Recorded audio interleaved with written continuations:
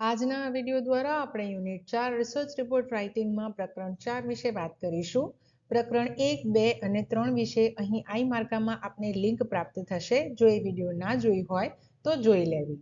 Research report ફક્ત એક દસ્તાવેજ નથી. તે રિસર્ચરના વિચારો, મહેનત અને વૈજ્ઞાનિક દ્રષ્ટિકોણનું પ્રતીક છે. સચોટ રચના, સરળ અને સ્પષ્ટ ભાષા, તર્કસંગત વ્યવસ્થા અને પ્રમાણભૂત ફોર્મેટનું પાલન આ બધું ઉચ્ચ ગુણવત્તાવાળા રિપોર્ટ તૈયાર કરવા માટે જરૂરી છે. આ વિડીયો ખાસ કરીને રિસર્ચ કરનારા વિદ્યાર્થીઓ, શિક્ષકો અને અભ્યાસકર્તાઓ માટે ખૂબ ઉપયોગી સાબિત થશે. જો તમે વૈજ્ઞાનિક અને શૈક્ષણિક રીતે અસરકારક રિસર્ચ રિપોર્ટ લખવા ઈચ્છો છો તો આ વિડીયો અંત સુધી ધ્યાનપૂર્વક જુઓ. તો ચાલો શરૂ કરીએ. શિક્ષામાં શોધ, નવાચારની ઓર. સંશોધન અહેવાલના પ્રથમ 3 પ્રકરણોમાં સમસ્યાનો પરિચય, સંદર્ભ સાહિત્યનો અભ્યાસ અને સંશોધન યોજના અંગે વિસ્તૃત વાત કરવામાં આવી છે. તેના વિશે આપણે અગાઉની વિડીયોઝમાં ચર્ચા કરી ગયા છીએ. સંશોધન અહેવાલના તમામ પ્રકરણો અગત્યના છે, પણ પ્રકરણ 4 એ સંશોધન અહેવાલનું હૃદય છે, કારણ કે અગાઉના 3 પ્રકરણોમાં રજૂ કરવામાં આવેલી વિગતોના કેન્દ્રમાં પ્રદત્ત એકત્રીકરણ હોય છે. તારણો મેળવવા માટે પ્રદત્તનું વિશ્લેષણ અને અર્થઘટન કરવું આવશ્યક છે, જે આપણે પ્રકરણ 4માં રજૂ કરીએ છીએ. તેના આધારે પ્રકરણ 5માં સંશોધનના તારણો રજૂ થાય છે. તેથી પ્રકરણ 4 સંશોધન અહેવાલનું સૌથી મહત્વનું પ્રકરણ બને છે. સામાન્ય રીતે પ્રકરણ 4નું શીર્ષક પ્રદત્તનું એકત્રીકરણ, વિશ્લેષણ અને અર્થઘટન રાખવામાં આવે છે, જેને અંગ્રેજીમાં data collection, analysis and interpretation તરીકે આપણે ઓળખીએ છીએ. પ્રકરણ 4માં પ્રસ્તાવના, પ્રદત્તનું એકત્રીકરણ, પ્રદત્તનું વર્ગીકરણ, પ્રદત્તનું વિશ્લેષણ અને અર્થઘટન તથા ઉપસંહાર આટલા મુદ્દાઓનો સમાવેશ કરવામાં આવે છે. સંશોધન અહેવાલના પ્રસ્તુત પ્રકરણમાં રજૂ કરવાના મુદ્દાઓ અંગેની સામાન્ય માહિતી, જેમ કે પ્રદત્ત વિશ્લેષણ માટે એકત્ર કરેલ પ્રદત્તનું સ્વરૂપ, વિશ્લેષણ માટે પસંદ કરવામાં આવેલી આંકડાશાસ્ત્રીય પ્રયુક્તિ અને તે પ્રયુક્તિ પસંદ કરવા માટેના કારણો આ અંગે ચર્ચા આ મુદ્દાની અંદર કરવામાં આવે છે. અમુક સંશોધક વિદ્યાર્થીઓ આ પ્રકરણમાં પ્રસ્તાવના લખતા નથી. સંશોધન અહેવાલ સ્વીકારનારી સંસ્થાએ જો આવી છૂટ આપી હોય તો ચાલે, પણ સામાન્ય સંજોગોમાં આ પ્રકરણમાં પ્રસ્તાવના લખવી જોઈએ. પ્રસ્તાવનામાં અગાઉના 3 પ્રકરણો વિશે સામાન્ય માહિતી આપી શકાય. ખાસ યાદ રાખજો, એપીએ મુજબ આ મુદ્દાને શીર્ષક આપવામાં આવતું નથી. આ પ્રકરણનો બીજો મુદ્દો છે પ્રદત્તનું એકત્રીકરણ. પ્રદત્તના એકત્રીકરણની રીત અંગે પ્રકરણ 3ની વિડીયોમાં આપણે ચર્ચા કરી છે. તે ચર્ચાને ધ્યાનમાં રાખીને કાચા પ્રાપ્તાંકો કે કાચી માહિતી એકત્ર કરવા માટે કરવામાં આવેલી પ્રવૃત્તિઓની વિગત અહીં આપવામાં આવે છે. સાથે સાથે કાચી માહિતી અહીં રજૂ કરવામાં આવે છે. ઘણા સંશોધકો કાચી માહિતી પરિશિષ્ટમાં રજૂ કરે છે. પરિશિષ્ટમાં આવી માહિતી રજૂ કરવામાં આવી હોય તો અહીં તેનો ઉલ્લેખ કરવો જોઈએ. સંશોધનની વિશ્વસનીયતા વધારવા માટે આવી કાચી માહિતી કે પ્રદત્તની રજૂઆત કરવી અતિ આવશ્યક બની જાય છે. ત્યાર પછીનો મુદ્દો છે પ્રદત્તનું વર્ગીકરણ. હવે કાચી માહિતીને તુલનાક્ષમ બનાવવા માટે પ્રદત્ત વિશ્લેષણની પ્રયુક્તિને ધ્યાનમાં રાખીને તેનું વર્ગીકરણ કરવામાં આવે છે. ગુણાત્મક માહિતી માટેના વર્ગીકરણ માટે વિશિષ્ટ રીતનો ઉપયોગ કરવો પડે છે. તે માટે સંશોધન પ્રશ્નોને ધ્યાનમાં રાખવા પડે છે. પરંતુ સંશોધન કરવા જો કોઈ કસોટીના આધારે સંખ્યાત્મક પ્રદત્ત મેળવવામાં આવ્યો હોય તો સ્વતંત્ર ચલોની જુદી જુદી કક્ષાએ પ્રદત્તની રજૂઆત કરવામાં આવે છે, જે તમે પ્રસ્તુત સારણીમાં જોઈ શકો છો. આ રીતે પ્રદત્તનું વર્ગીકરણ કરીને બાકીની ગણતરી કરવા માટે આવૃત્તિ વિતરણ તૈયાર કરવામાં આવે છે. પ્રદત્તનું વર્ગીકરણ કરતી વખતે સંશોધનના ચલો અને પ્રદત્ત વિશ્લેષણ માટે પસંદ કરવામાં આવેલી આંકડાશાસ્ત્રીય પ્રયુક્તિને ધ્યાનમાં રાખવી જોઈએ. આવૃત્તિ વિતરણ તૈયાર કરવાથી આંકડાશાસ્ત્રીય ગણતરીઓ સરળતાથી કરી શકાય છે, જે તમે પ્રસ્તુત સારણીમાં જોઈ શકો છો. પ્રસ્તુત આવૃત્તિ વિતરણને આધારે ઉલ્લેખનીય બાબતોની નોંધ કરવામાં આવે છે, જેમ કે ચલોની જુદી જુદી કક્ષાએ સૌથી વધુ અને સૌથી ઓછી આવૃત્તિ ધરાવતા વર્ગ અંગેની રજૂઆત કરવી, વિવિધ ચલોના સંદર્ભમાં જુદા જુદા વર્ગોની આવૃત્તિઓ અંગે તુલનાત્મક ચર્ચા કરવી વગેરે. સંશોધક ઈચ્છે તો આવા આવૃત્તિ વિતરણ પરથી આલેખની રજૂઆત પણ કરી શકે છે. કમ્પ્યુટર દ્વારા બાકીની ગણતરી કરવાની હોય તો આવૃત્તિ વિતરણ તૈયાર કરવાની જરૂર રહેતી નથી. તેમ છતાં સ્વતંત્ર ચલોની જુદી જુદી કક્ષાએ અભ્યાસપાત્રોએ મેળવેલા પ્રાપ્તાંકોની તરાહનું સરળતાથી વિહંગાવલોકન થઈ શકે તે માટે પણ ઘણા સંશોધકો આવૃત્તિ વિતરણ તૈયાર કરે છે. તે ઉપરાંત ઉત્કલ્પનાની ચકાસણી માટે પ્રાચલ્ય કસોટીનો ઉપયોગ કરવાનો હોય તો વિતરણની સમધારણતા નિશ્ચિત કરવા માટેની અમુક ગણતરીઓમાં આવૃત્તિ વિતરણ ઉપયોગી બને છે. ગુણાત્મક માહિતી હોય તો આવૃત્તિ વિતરણ તૈયાર કરી શકાતું નથી. તે માટે સંશોધન પ્રશ્નોને ધ્યાનમાં રાખીને ચોક્કસ ક્રમમાં માહિતી ગોઠવવામાં આવે છે, જેથી તેનું અર્થઘટન સરળતાથી થઈ શકે. જો કે પ્રદત્તનું વર્ગીકરણ કઈ રીતે કરવું તેનો આધાર સંશોધન માટે પસંદ કરવામાં આવેલી પદ્ધતિ પર રહેલો છે. તેથી જે તે સંશોધન પદ્ધતિને અનુકૂળ આવે તે રીતે પ્રદત્તનું વર્ગીકરણ કરવું જોઈએ. ગુણાત્મક માહિતીનું વિશ્લેષણ કરવા માટે વિશ્લેષણ એકમોને ધ્યાનમાં રાખવામાં આવે છે. સંખ્યાત્મક માહિતીના વિશ્લેષણ અંગે સામાન્ય માહિતી મેળવીશું. પ્રદત્ત વિશ્લેષણ કરતી વખતે સંશોધન પ્રશ્નો અને ઉત્કલ્પનાઓને ધ્યાનમાં રાખવામાં આવે છે. એક પછી એક તમામ સંશોધન પ્રશ્નોના ઉત્તરો મળી રહે તે માટે પ્રદત્તનું ક્રમિક રીતે વિશ્લેષણ કરવામાં આવે છે. ઉત્કલ્પનાની રચના કરવામાં આવી હોય તો તમામ ઉત્કલ્પનાઓની એક પછી એક ક્રમિક રીતે ચકાસણી થઈ શકે તે રીતે વિશ્લેષણ કરવામાં આવે છે. ઉત્કલ્પનાની ચકાસણીની સાથે સાથે તેનું અર્થઘટન પણ કરવામાં આવે છે. પ્રદત્તનું અંતિમ વિશ્લેષણ કરતા પહેલા કેટલીક પ્રાથમિક ગણતરીઓ કરી લેવામાં આવે છે, જેમ કે સ્વતંત્ર ચલોની કક્ષાએ અને તેમની જુદી જુદી કક્ષાએ n, સરેરાશ એટલે કે મીન, પ્રમાણ વિચલન એટલે કે સ્ટાન્ડર્ડ ડેવિએશન, વિચરણ એટલે કે સ્ક્વેર ઓફ સ્ટાન્ડર્ડ ડેવિએશન વગેરેની ગણતરી એ પ્રાથમિક ગણતરી કહેવાય. ટી મૂલ્યની ગણતરી કરવા માટે આ તમામ માપોનો ઉપયોગ કરવામાં આવે છે. જરૂર જણાય ત્યાં સુધી માહિતીની આલેખાત્મક રજૂઆત પણ કરવામાં આવે છે. આ પ્રકરણમાં તમામ આંકડાકીય માહિતી સારણીઓમાં રજૂ કરવામાં આવે છે. પ્રદત્ત વિશ્લેષણ વખતે સંશોધકે કેટલીક ખાસ બાબતો ધ્યાનમાં રાખવી જોઈએ. કાચા પ્રાપ્તાંકોની વ્યવસ્થિત રજૂઆત કરવી જોઈએ. અંતરાલ કે ગુણોત્તર માપ પદ્ધતિથી પ્રાપ્તાંકો મેળવવામાં આવ્યા હોય તો જ પ્રાચલ્ય પદ્ધતિનો અમલ કરવો જોઈએ. તે સિવાયની પરિસ્થિતિમાં અપ્રાચલ્ય કસોટીઓ અંગે જ વિચાર કરવો જોઈએ. આમ પ્રદત્ત વિશ્લેષણ માટેની યોગ્ય આંકડાશાસ્ત્રીય પ્રયુક્તિ પસંદ કરવી જરૂરી છે. ચોક્કસ પ્રયુક્તિ પસંદ કરવા માટેના કારણો જણાવવા જોઈએ. તે પ્રયુક્તિનો ઉપયોગ કરવાની પૂર્વ શરતો હોય તો સૌથી પહેલા તેની ચકાસણી માટેના પ્રયત્નો કરવા જોઈએ. પૂર્વ શરતો પૂરી ન થતી હોય તો અન્ય પ્રયુક્તિ પસંદ કરવી જોઈએ. પૂર્વ શરતોની ચકાસણી માટે કરેલી તમામ ગણતરીના પરિણામો ક્રમિક રીતે રજૂ કરવા જોઈએ. આ રીતે શૂન્ય ઉત્કલ્પનાની ચકાસણી માટે પ્રાચલ્ય કે અપ્રાચલ્ય આંકડાશાસ્ત્રીયનો ઉપયોગ કરવા માટેના કારણો અહીં રજૂ કરવા જોઈએ. ત્યારબાદ પ્રદત્ત વિશ્લેષણ માટે જરૂરી પ્રાથમિક ગણતરીના પરિણામો ક્રમિક રીતે રજૂ કરવા જોઈએ. પ્રદત્ત વિશ્લેષણના પરિણામો સારણીમાં રજૂ કરવા જોઈએ. આંકડાશાસ્ત્રીય જે કોઈ પણ ગણતરી છે તેના સોપાનો અને સૂત્રો જણાવવાની જરૂર અહીંયા રહેતી નથી. તેમ છતાં આવી વિગતો રજૂ કરવી હોય તો પરિશિષ્ટમાં રજૂ કરવી જોઈએ. કમ્પ્યુટર સોફ્ટવેરનો ઉપયોગ કર્યો હોય તો તેનું સ્પષ્ટ નામ જણાવવું જોઈએ. અમુક સોફ્ટવેર પ્રચલિત આંકડાશાસ્ત્રીય સૂત્રો સિવાયના સૂત્રોનો ઉપયોગ કરીને ગણતરી કરતા હોય છે. તેથી કમ્પ્યુટર સોફ્ટવેરનો ઉપયોગ કરતા પહેલા તેમના મેન્યુઅલનો અભ્યાસ કરી લેવો જોઈએ. મેન્યુઅલ ઉપલબ્ધ ન હોય તો થોડા પ્રદત્તને આધારે જાતે ગણતરી કરીને તેના પરિણામો કમ્પ્યુટરના પરિણામો સાથે સરખાવીને ખાતરી કરી લેવી જરૂરી છે. લગભગ તમામ કમ્પ્યુટર સોફ્ટવેરમાં હેલ્પ નામનું વિકલ્પ આપેલું હોય છે. તેનો ઉપયોગ કરીને ગણતરી માટે વપરાયેલા સૂત્રો જાણી શકાય છે. આમ મેન્યુઅલ ઉપલબ્ધ ન હોય તો આ વિકલ્પનો ઉપયોગ પણ કરી શકાય છે. ત્યારબાદ ગણતરી માટે અન્ય વ્યક્તિની મદદ લીધી હોય તો તેની સ્પષ્ટતા અહીં કરવી જરૂરી બની જાય છે.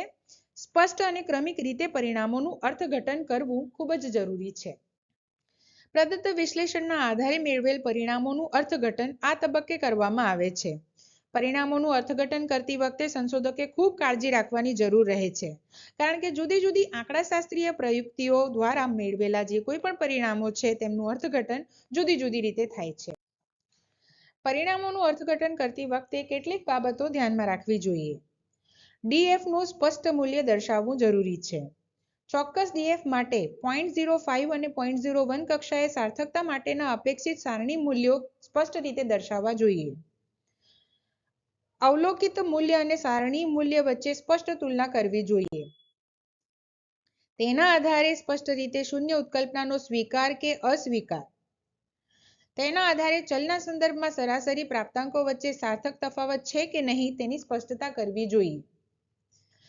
ત્યારબાદ સરાસરી પ્રાપ્તાંકો વચ્ચે તુલના કરીને ચલ લક્ષણના સંદર્ભમાં ચડિયાતા જૂથની જાહેરાત કરવી જોઈએ. જો તફાવત જોવા ન મળે તો ચલ લક્ષણના સંદર્ભમાં જૂથો વચ્ચેની સમાનતા જાહેર કરવી જોઈએ. અપ્રાચલ્ય કસોટીઓ માટે અન્ય માપ કે આવૃત્તિઓને આધારે ચલ લક્ષણના સંદર્ભમાં જૂથો વચ્ચે રહેલી સમતા એટલે કે સમાનતા કે ચડિયાતાપણું જાહેર કરવું જોઈએ. શક્ય હોય ત્યાં સુધી તમામ પરિણામો સારણીમાં રજૂ કરવા જોઈએ. સામાન્ય રીતે સરાસરીને આધારે સ્તંભાલેખો રજૂ કરવામાં આવે છે. આવૃત્તિ વિતરણને આધારે બિનજરૂરી રીતે આલેખો રજૂ કરવાની જરૂર રહેતી નથી. દરેક સારણી માટે આલેખ આપવાની જરૂર રહેતી નથી. વિચરણ પૃથ્થકરણના આધારે અર્થઘટન કરતી વખતે સ્વતંત્ર ચલો વચ્ચેની આંતરક્રિયાની અસરો દર્શાવવા માટે સ્તંભાલેખ નહીં પરંતુ સરાસરી પ્રાપ્તાંકોને આધારે રેખા આલેખનો ઉપયોગ કરવો જોઈએ. કાઈ વર્ગને આધારે અર્થઘટન કરતી વખતે મોટા ભાગે વર્ગીકૃત માહિતીમાંની મહત્તમ આવૃત્તિને ધ્યાનમાં લેવામાં આવે છે. ચાલો આ સારણીમાં તમે એ જોઈ શકો છો. હવે આપણે કેટલાક ઉદાહરણોનો અભ્યાસ કરીશું અને જોઈશું કે અર્થઘટન વિશે સામાન્ય સ્પષ્ટતા કેવી રીતે થઈ શકે. આ ઉદાહરણો કાલ્પનિક પ્રાપ્તાંકોને આધારે આપવામાં આવે છે. અહીં આપવામાં આવેલી જે કોઈ પણ અર્થઘટનની રીતો વપરાયેલી છે તે વાક્ય રચનામાં પણ તમારા સંશોધન પ્રમાણે ફેરફાર થઈ શકે છે, પરંતુ તેમાં સમાયેલી જે બાબતો છે એ અર્થઘટનમાં રજૂ કરવી આવશ્યક છે. પ્રથમ ઉદાહરણ જોઈએ. અમદાવાદ શહેરના ઉચ્ચ માધ્યમિક શાળાના સ્ત્રી અને પુરુષ શિક્ષકોની અધ્યાપન અભિયોગ્યતા વચ્ચે તુલના કરવા માટે અધ્યાપન અભિયોગ્યતા કસોટીમાં તેમણે મેળવેલા પ્રાપ્તાંકોને આધારે સારણીમાં દર્શાવ્યા મુજબ ક્રાંતિક ગુણોત્તરની ગણતરી કરવામાં આવે છે. જેમાં સ્ત્રી અને પુરુષ શિક્ષકોના અધ્યાપન અભિયોગ્યતા કસોટીના પ્રાપ્તાંકોને આધારે મેળવેલા ક્રાંતિક ગુણોત્તરની અવલોકિત મૂલ્ય 1.98 છે. જે DF 153 માટે સાર્થકતાની 0.05 કક્ષાએ ટી ના સારણી મૂલ્ય 1.976 કરતા વધુ છે, જે દર્શાવે છે કે સ્ત્રી અને પુરુષ શિક્ષકોની અધ્યાપન અભિયોગ્યતા વચ્ચે જાતીયતાની દ્રષ્ટિએ સાર્થક તફાવત જોવા મળે છે. તેથી શૂન્ય ઉત્કલ્પના અમદાવાદ શહેરના ઉચ્ચ માધ્યમિક શાળાના સ્ત્રી અને પુરુષ શિક્ષકોએ અધ્યાપન અભિયોગ્યતા કસોટીમાં મેળવેલા સરેરાશ પ્રાપ્તાંકો વચ્ચે સાર્થક તફાવત નથીનો અસ્વીકાર કરવામાં આવે છે. વધુમાં તારવવામાં આવે છે કે અમદાવાદ શહેરના ઉચ્ચ માધ્યમિક શાળાના પુરુષ શિક્ષકો અધ્યાપન અભિયોગ્યતાના સંદર્ભમાં શિક્ષિકા બહેનો કરતા ચડિયાતા છે, કારણ કે પુરુષ શિક્ષકોએ અધ્યાપન અભિયોગ્યતા કસોટીમાં સરેરાશ પ્રાપ્તાંક 48.62 મેળવ્યા છે, જે શિક્ષિકાઓના સરેરાશ પ્રાપ્તાંક 43.15 કરતા વધુ છે. પરિણામોની આ રીતે રજૂઆત કરતી વખતે સાર્થકતા માટેના ક્રાંતિક ગુણોત્તરના અપેક્ષિત સારણીય મૂલ્યો DF સહિત સારણીની નીચે દર્શાવવા જોઈએ. અમુક સંશોધકો આવા મૂલ્યો દર્શાવતા નથી.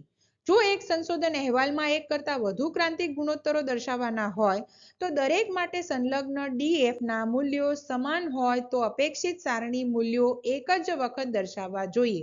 પરંતુ જો દરેક ક્રાંતિક ગુણોત્તર માટે DF ના મૂલ્યો સમાન ન હોય તો દરેક સારણીની નીચે સંલગ્ન DF માટેના અપેક્ષિત સારણીય મૂલ્યો દર્શાવવા જોઈએ. ચાલો અન્ય એક બીજા ઉદાહરણ સાથે સમજીએ.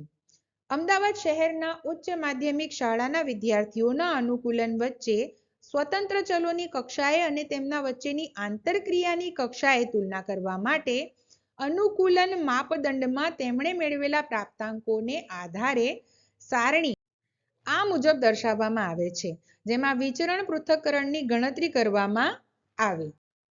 સારણીમાં દર્શાવ્યા મુજબ ઉચ્ચ, મધ્યમ અને નિમ્ન સામાજિક આર્થિક સ્થિતિ ધરાવતા વિદ્યાર્થીઓના અનુકૂલન સંશોધનિકામાં પ્રાપ્ત થયેલા પ્રાપ્તાંકોને આધારે મળેલ F મૂલ્ય 7.62 છે, જે DF 2238 માટે સાર્થકતાની 0.01 કક્ષાએ F ના સારણી મૂલ્ય 4.71 કરતા વધુ છે. તેથી શૂન્ય ઉત્કલ્પના અમદાવાદ શહેરના ઉચ્ચ, મધ્યમ અને નિમ્ન સામાજિક આર્થિક સ્થિતિ ધરાવતા વિદ્યાર્થીઓએ અનુકૂલન સંશોધનિકામાં મેળવેલા સરેરાશ પ્રાપ્તાંકો વચ્ચે સાર્થક તફાવત નથીનો અસ્વીકાર કરવામાં આવે છે. ઉચ્ચ, મધ્યમ અને નિમ્ન સામાજિક આર્થિક સ્થિતિ ધરાવતા વિદ્યાર્થીઓમાંથી કોનું અનુકૂલન સૌથી વધુ સારું કે નબળું છે તે જાણવા માટે ત્રણેય પ્રકારના વિદ્યાર્થીઓના પરસ્પર તુલના કરવા માટે ટી મૂલ્યની ગણતરી કરવામાં આવી. આમ વિચરણ પૃથ્થકરણમાં જ્યારે સ્વતંત્ર ચલની 3 કક્ષા હોય અને તેના સંદર્ભમાં એફ મૂલ્યને આધારે સાર્થક તફાવત જોવા મળે તો ત્રણેય જૂથોમાંથી કયું જૂથ ચડિયાતું અને કયું જૂથ નબળું છે તે તપાસવા માટે ત્રણેય જૂથોના સરાસરી પ્રાપ્તાંકો વચ્ચેના તફાવતની સાર્થકતા ચકાસવા માટે ટી મૂલ્યની ગણતરી કરવામાં આવે છે. આપણા કિસ્સામાં આવા 3 ટી મૂલ્યો ગણવા પડે કારણ કે ત્રણેય પ્રકારની સામાજિક આર્થિક સ્થિતિ ધરાવતા વિદ્યાર્થીઓની એકબીજા સાથે તુલના કરવા માટે કુલ 3 જોડ તૈયાર થાય. 1. ઉચ્ચ અને મધ્યમ સામાજિક આર્થિક સ્થિતિ, 2. ઉચ્ચ અને નિમ્ન સામાજિક આર્થિક સ્થિતિ અને 3. મધ્યમ અને નિમ્ન સામાજિક આર્થિક સ્થિતિ ધરાવતા વિદ્યાર્થીઓ. આ રીતે ત્રણેય જોડમાં કયું જૂથ ચડિયાતું છે તે નિશ્ચિત કરવામાં આવે છે. આ રીતે જ બાકીના તમામ એફ મૂલ્યોના સંદર્ભમાં અર્થઘટન કરવામાં આવે છે. ચાલો એક બીજું ઉદાહરણ લઈએ. અમદાવાદ શહેરના ઉચ્ચ માધ્યમિક શાળાના શિક્ષકોએ શિક્ષણના વ્યવસાય પ્રત્યેના આપેલા અભિપ્રાયોને આધારે કાઈ વર્ગની ગણતરી કરવામાં આવી. આની વિગતો સારણીમાં દર્શાવવામાં આવી છે. સારણીને આધારે અર્થઘટન આ રીતે થાય.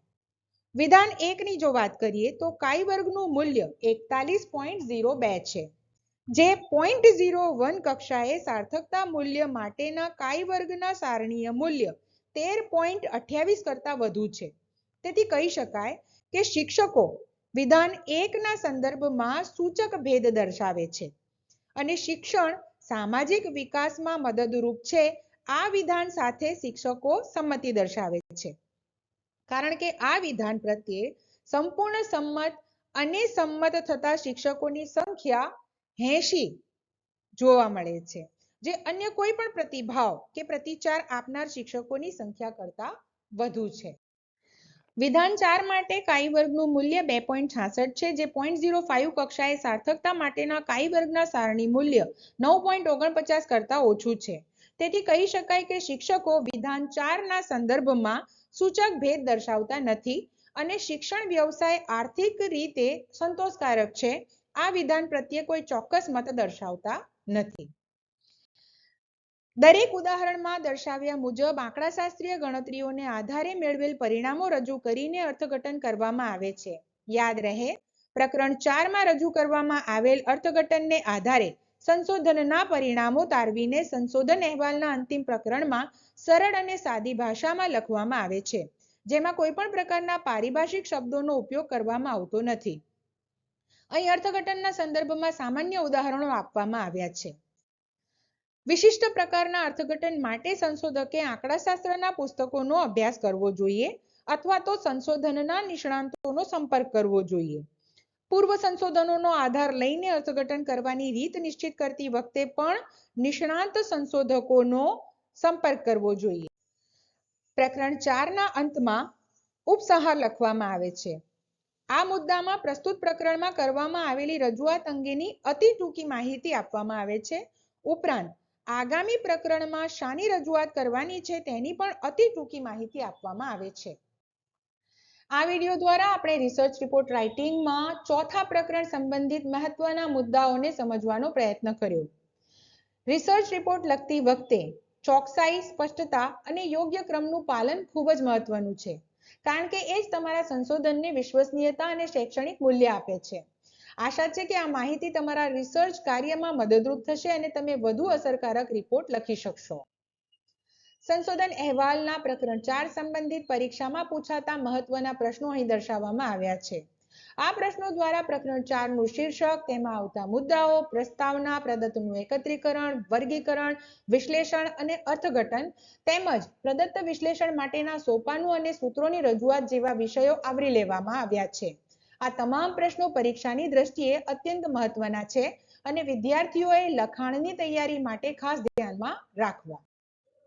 હવે આપણે પ્રકરણ 4 પ્રદત્તના એકત્રીકરણ, વિશ્લેષણ અને અર્થઘટન પર આધારિત મલ્ટિપલ ચોઇસ પ્રશ્નો જોઈએ.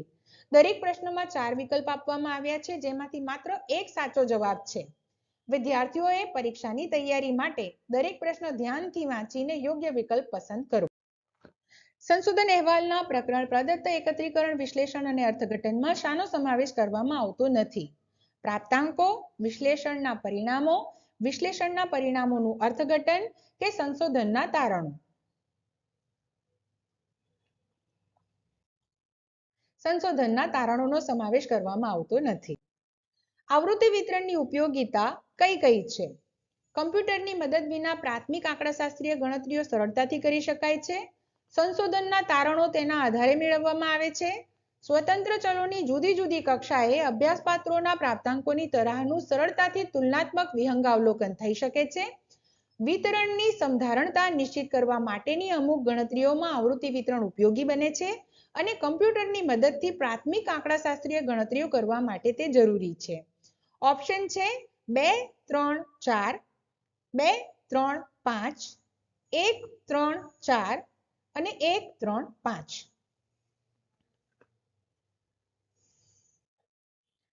જવાબ છે 1, 3 અને 4. સંશોધન અહેવાલના ચોથા પ્રકરણમાં નીચે જણાવેલી માહિતી કયા ક્રમમાં આપવામાં આવે છે?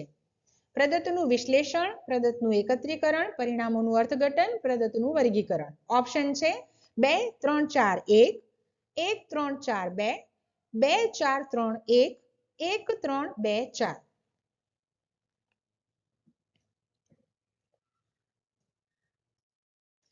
જવાબ છે 2, 4, 3 અને 1. પ્રશ્ન છે નીચેનામાંથી કયું વિધાન ખોટું છે? ઓપ્શન આપ્યા છે. આંકડાશાસ્ત્રીય ગણતરીના પરિણામો પરથી સીધા સંશોધનના પરિણામો તારવવામાં આવે છે.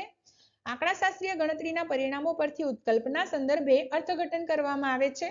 આંકડાશાસ્ત્રીય પરિણામોના અર્થઘટનને આધારે સંશોધનના તારણો તારવવામાં આવે છે. અને 4 કાચા પ્રાપ્તાંકોને આધારે પણ આંકડાશાસ્ત્રીય ગણતરીઓ કરી શકાય છે.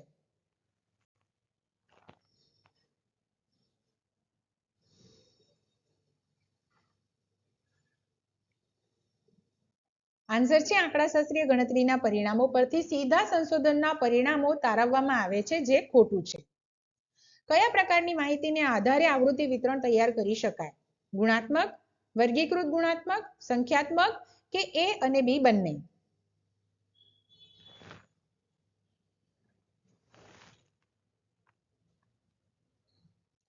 જવાબ છે સંખ્યાત્મક. તો મિત્રો, જો તમને વિડીયો ઉપયોગી લાગ્યો હોય તો તેને લાઈક કરો, ચેનલને સબસ્ક્રાઇબ કરો અને આગામી શૈક્ષણિક વિડીયોઝ માટે નોટિફિકેશન બેલ દબાવવાનું ભૂલશો નહીં. આપનો સહકાર અને પ્રોત્સાહન અમને વધુ ગુણવત્તાસભર સામગ્રી લાવવા માટે પ્રેરણા આપે છે. અંત સુધી જોડાયેલા રહેવા બદલ આપનો ખૂબ ખૂબ આભાર.